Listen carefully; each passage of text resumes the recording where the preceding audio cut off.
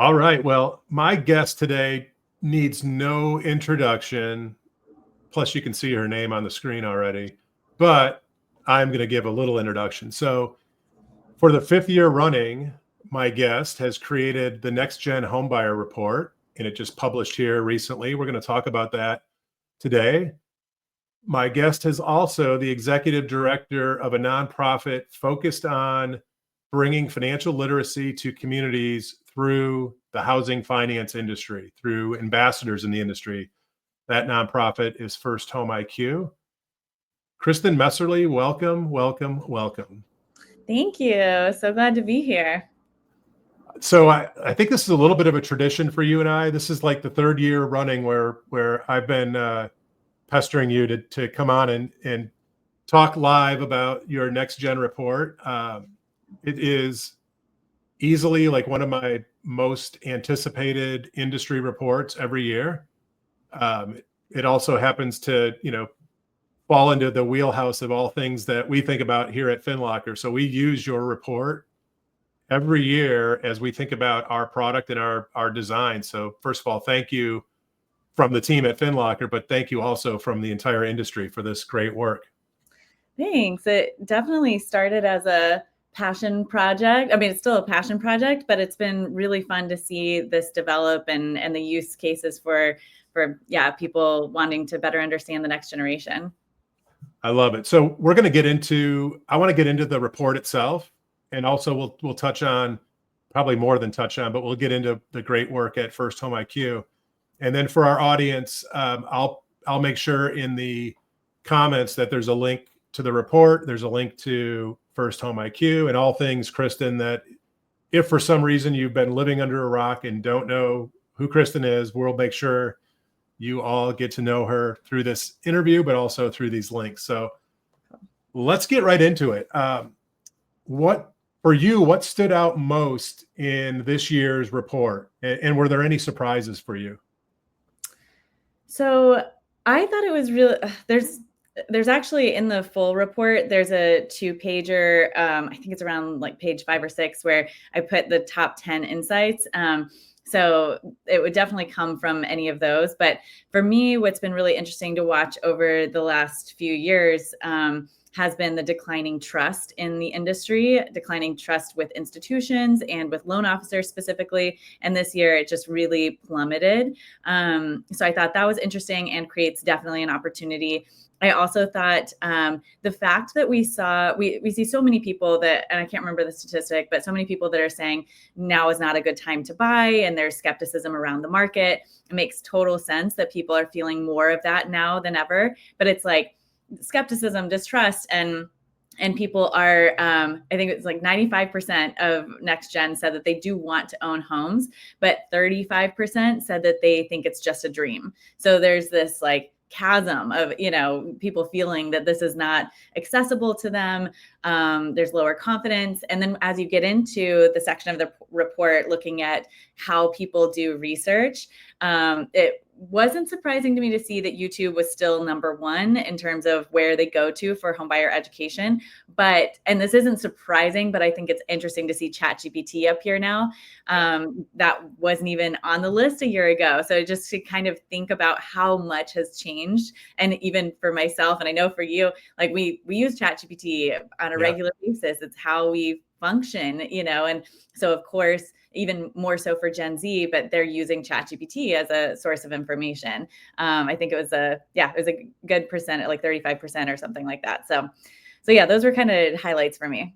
I want to hit on one thing, but before I do that, for the loan officers that are watching this talk today, this is a report that is must read. Like, you as a loan officer, if you have any desire to be in this business for any extended period, you need to understand this NextGen home buyer.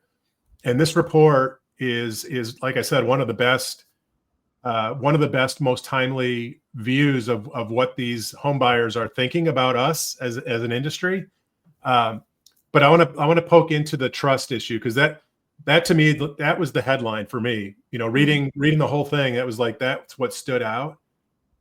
And it was really interesting for you to say what you said just a little bit ago, that it's actually an opportunity, because it's easy to look at this lack of trust, this distrust factor, and say it's a bad thing. But I think you and I are aligned. It's actually really a great opportunity for loan officers that lean in the right way. Yeah, absolutely. And I think, I think it was 2021 when we first saw some distrust. We were asking, more questions around that. And we saw that 2 in 3 NextGen homebuyers said that they didn't think lenders were trustworthy or reliable, which was really surprising. But as we drilled in, we saw that trust has been declining across all industries. I mean, you look at media, healthcare, technology. I mean, that's a part of our reality in our society. And also, I think millennials and Gen Z don't really understand, or often don't have the connection to loan officers. They see, or the industry, they feel that it's a sales process that they need to be skeptical of. And this year we saw, jumped up to 4 in 5 saying that they don't trust loan officers to help them make smart decisions about their mortgage. And so that in one respect is like, wow, we're losing trust. What do we do? But then for that loan officer that leverages tools like FinLocker and First Home IQ and leads with education and provides confidence and empowerment to the consumer, that means they stand out. They're the one in the crowd that is like, oh, if you have this, then, you understand this consumer, then you are not only getting their business, but you're getting a lot of loyalty from that.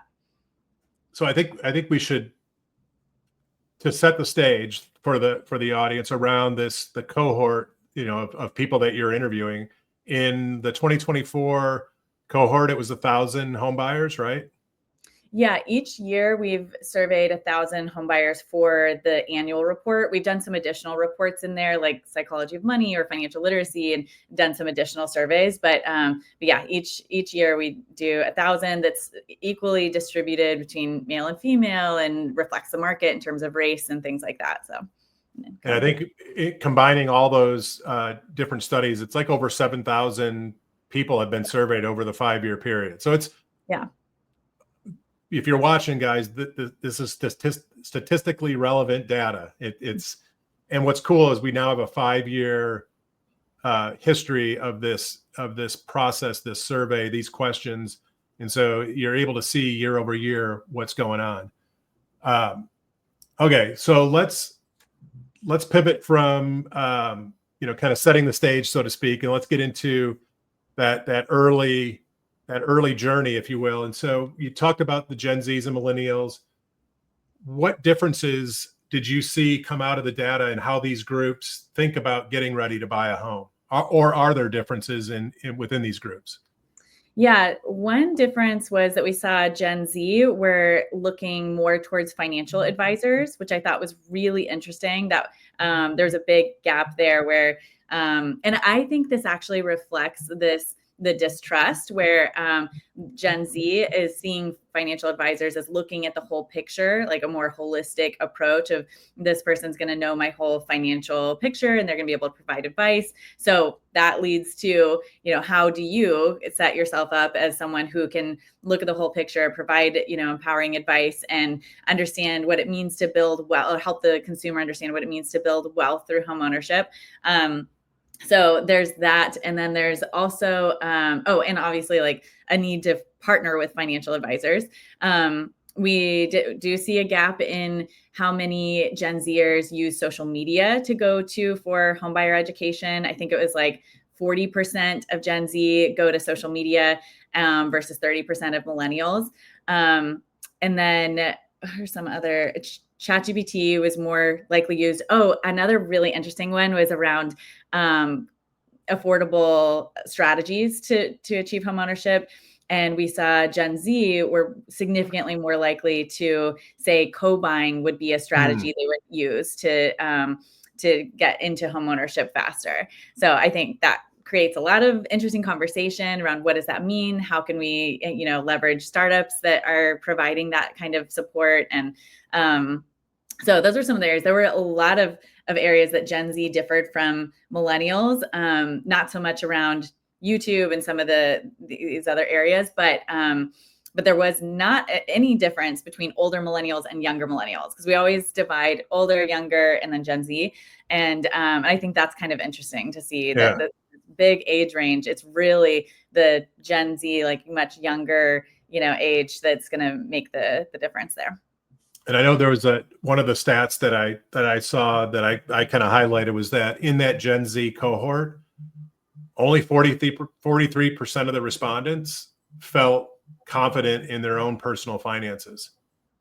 Yeah. I think that's really fascinating, especially in this cohort, because these are people that bought homes, right? And so in this, these are not people that have bought homes. It's mostly people that have not bought homes, actually. Okay, perfect. Yeah. That makes sense then. That makes a little more sense to me. Yeah, it does make sense, but it is important for us to recognize, like, of course, this younger cohort is going to feel more skeptical, not just in terms of trust, but also understanding of their own finances. And we would probably get into this, but the lack of financial literacy education, I think, is interesting to see that doesn't change. Like, millennials and Gen Z are still highly undereducated when it comes to financial literacy in school.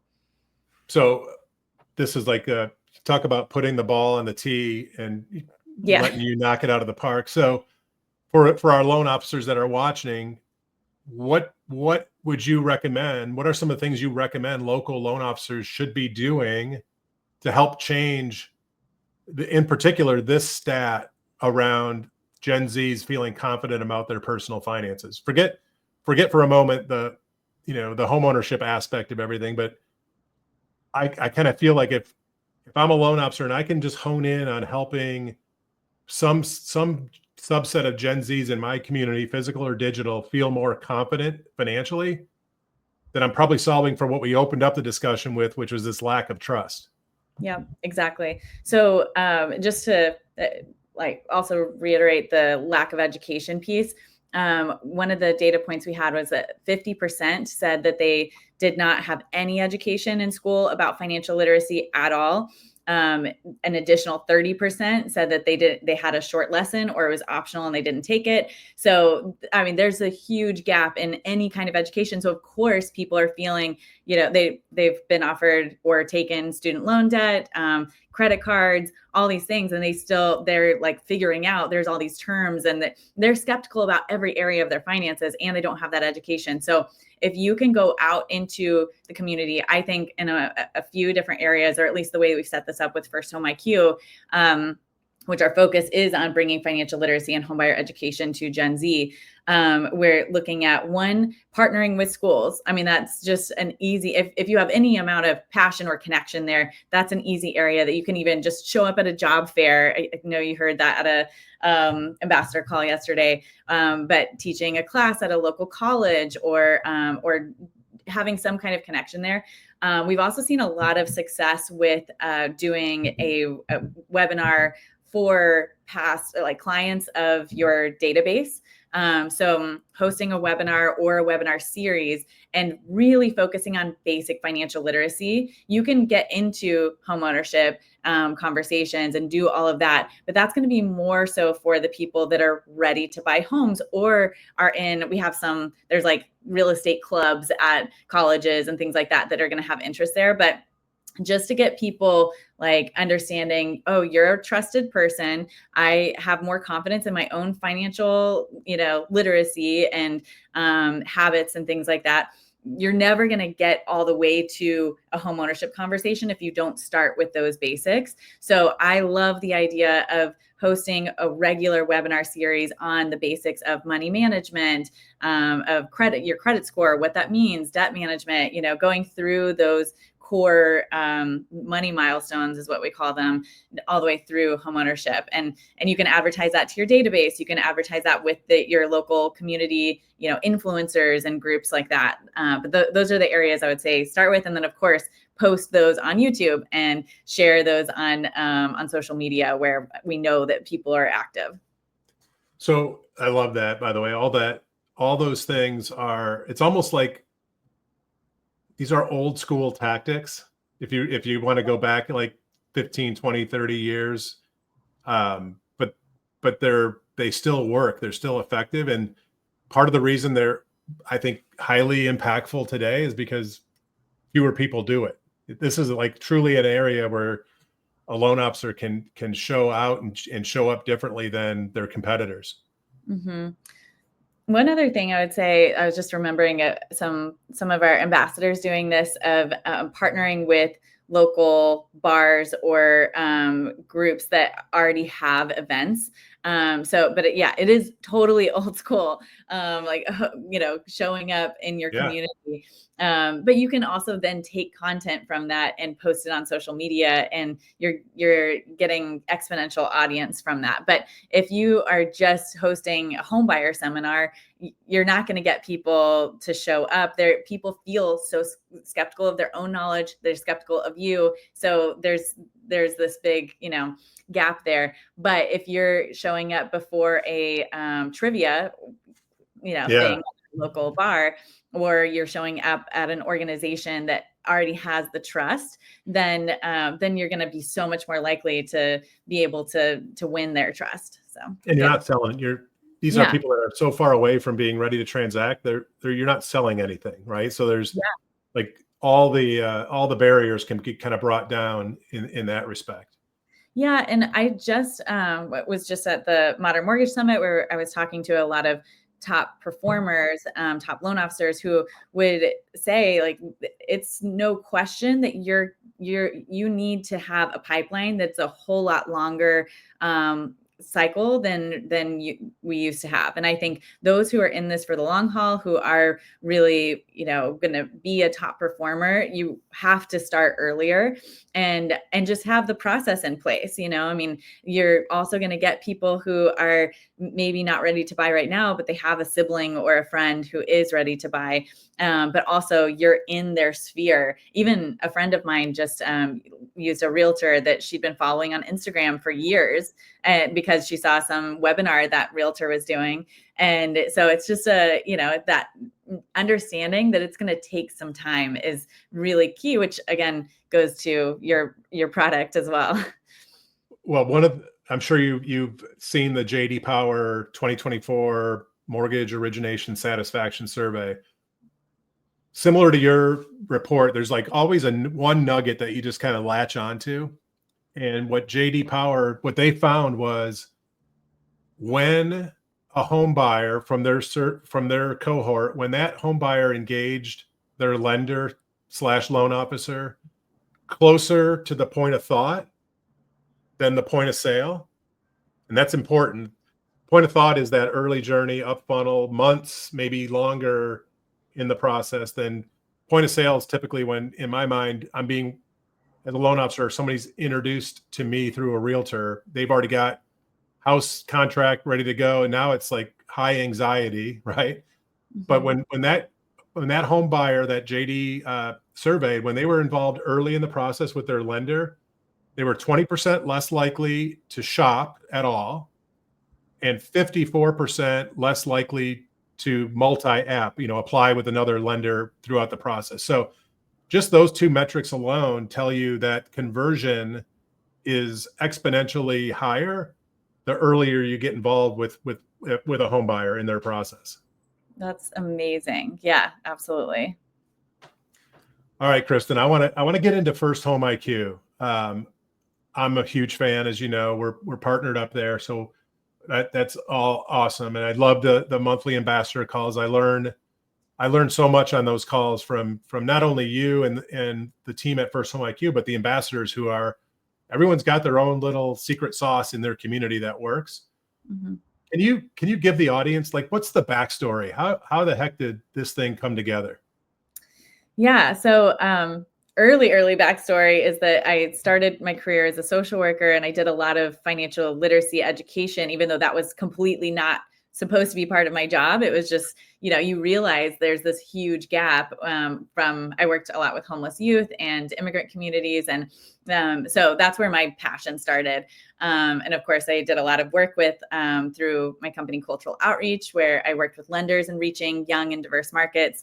So this has been a long time of me feeling like, how can we create a solution that would truly bring people together in the industry that are passionate about this and want to that have that like-minded focus of how do we better reach and serve the next generation. And then, of course, I teamed up with Dave Savage many years ago, like I think a decade ago, where we were both similarly passionate about this. And then we looped in Todd Bookspan. This was about a little over a year ago, where it was just kind of the right time for us all to say, like, hey, let's do something. Let's bring together our communities and in this industry really solve for this together as an industry. And so we started this, just I guess it was 2 years ago, but it's really been a full year of running through our ambassador program. And the ambassador program brings together loan officers and real estate agents to empower them to be those education leaders in their communities. And then we as an organization partner with schools and nonprofits to bring our curriculum and lesson plans and all of that into those communities. So the ambassador program makes that possible. And then we're also doing that all together.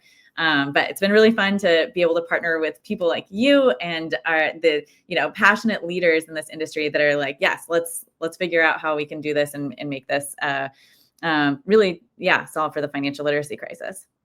Yeah, what's so cool to me about this is the tip of the spear for you guys is the loan officer and or the agent. That's that local housing professional in the community. They're the glue to this thing because they're the ones that are delivering the content. Now, for those that aren't aware, the content that you guys are creating and have created is so good. I mean, it is like A plus content. And so as I put my loan officer hat back on, it's a dusty old hat from a number of years ago, but as I put it back on, I could only imagine like how powerful I could have been if I was armed with this type of content and kind of empowered, if you will, to deliver it into the community with no expectation of transacting, right? It's a different mindset. But now if we go back to, 10 minutes ago, when we were talking about, creating content, doing webinars. I mean, imagine going into a school and doing a 20-minute talk on financial literacy and just teasing out this journey towards homeownership and having it recorded. Mm-hmm. And now all of a sudden you take that 20 minutes worth of content and you can repurpose that as a loan officer for your day job, right? Your loan officering job to demonstrate to your community that, you're someone that can be trusted because you're part of this education solution. The whole mission is so aligned across all those players. Yeah, I think it's cool that in this case, the doing good does do, I think someone said this yesterday, that the doing good does help you do good in your business too, so yeah. It is a big opportunity where if you are leading with education and you're doing this kind of mission first work, whether it be a webinar or social media posts or doing outreach in a school, those are all going to lead to business opportunities and trust building, which is so key, as we know from the NextGen Homebuyer research. But yeah, it's interesting. When we started, we just put together curriculum. Like it was just about, we have a library of presentation materials and now there's supporting, worksheets and guides and stuff. But we wanted to make it as easy as possible for you to go out and do a presentation or do some kind of education, both for schools and for industry professionals. But we've grown into a lot of other strategies as we've had ambassadors say, hey, I want to partner with real estate agents. Hey, I want to post on social media. I want to do some email outreach. And, so we've built a lot of these strategies and with the goal of just making it as easy as possible for you to lead with education. Love it. Yeah. So this will be a self-serving question, but I do think that, especially with modern home buyers, technology definitely plays a role in a differentiator. So you've seen, FinLocker in action. We've got our First Home IQ app in the App Store that all of our ambassadors have access to. How do tools like the First Home IQ app, i.e. FinLocker, how do those help build trust and financial confidence from the ground up? Yeah, I was actually about to say, and that leads to that. So this is something that I was so so excited about because I mean, actually, personal finance apps came up as one of the top Yeah. sources people go to for information and trusted resources because ultimately the consumer wants to feel empowered. They want to be able to see what personalized information means for them, and so you can't just do a presentation and expect the consumer to say, "Oh, I got it. This is what this means for me." But doing a presentation and then being like pulled into, here's what, budgeting, here's what my credit score, here's what these different things that you're talking about mean for me. That makes that creates a truly holistic and captivating education process for the consumer. And then, of course, for the person presenting, the loan officer, they're now connected with that consumer and it provides that trust building. I mean, it is truly I think the best way to be able to deliver education and build trust is by delivering that with the education tool. Love that. Yeah, I talk a lot about, the education, the content is critical, A1 critical. The technology, in this case, the First Home IQ app, kind of brings it to life, right? So it's like I can learn about it, but now how does it look like in real life based on my personal situation, which is super cool. Yeah, Um, exactly. all right, let's shift gears. We're getting towards the end here. You're almost home. So going back to the NextGen Homebuyer Report, this time around, I think in each of the years you've done a good job of this, but you highlight the gaps across race and gender. So what's your take on how mortgage loan officers can do better in reaching these communities to kind of, bridge that gap? I think one is that we need to understand that there is a real trust gap in these communities, and partnering with those who already have the trust in those communities is going to be really crucial. Even for me, when I was a social worker working with primarily the Latino immigrant community, it was really important as an outsider for me to come in and partner with people who are already trusted. So just understanding that there was we saw a lot in the Black respondents specifically, where there's a big gap, of course, in home ownership and then access to information from friends and family. Well, if there's already this huge gap in home ownership, they're not going to have as many friends and family that are going to be able to pass on not only wealth, but also education. And then there's the distrust factor. So it just becomes really crucial that you are actively building out strategies to reach these populations. And I do a lot of presentations on reaching women specifically, and understanding some of the women tend to have lower confidence in their own knowledge of personal finance, regardless of their actual education or financial literacy levels. And so it goes to the point around how are you empowering them with that personalized information, not just saying, "Hey, I'm the expert, you should trust me." It's with all of these populations actually, but it's really important that you are cultivating a collaborative experience, and that's where the app is so crucial. And delivering things that are scenario based, so that you can say, "Hey, let's look at," even showing examples and things like that can be really helpful. But yeah, I thought I would highly, highly recommend everyone read the spotlight section, demographic spotlight of the report. There's also some really interesting data around that, and even the ways that people access information differently. So guys, if you're still watching, we got a couple more questions, but if you're still watching, drop in the comments next gen, and then we'll attach the report for you to grab right from this comment. All right. Okay, I got two closing questions for you, Kristen. So if a brand new loan officer came to you and said, "I want to be the go-to financial educator in my community," what's the first thing you tell them to do? Gosh, okay. So if they're a brand new loan officer, then I would Yeah. say partnering with individuals who are it all comes down to partnerships to me. I think the more that you can partner with real estate agents, financial advisors doing presentations and webinars together. That's going to partnered again with the like local community centers or influencers. Influencers meaning could be social media, could be a someone that's connected in a local entrepreneurship community or something like that. But I think that is going to be a way that you show up, you develop that kind of authentic connection with people, and then you can build out your lead funnel and using the app and using we have a lead form with the First Home IQ quiz. There's things like that that can help you stay connected beyond that and then build your database from there.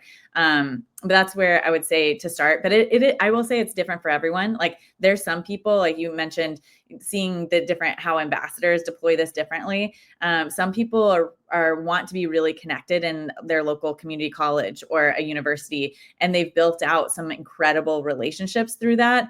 And that's their go-to strategy, So I would say, first looking at where you feel comfortable, what you're passionate about, and just leading with that kind of how you're delivering education through a collaborative approach, like using an app and going from there.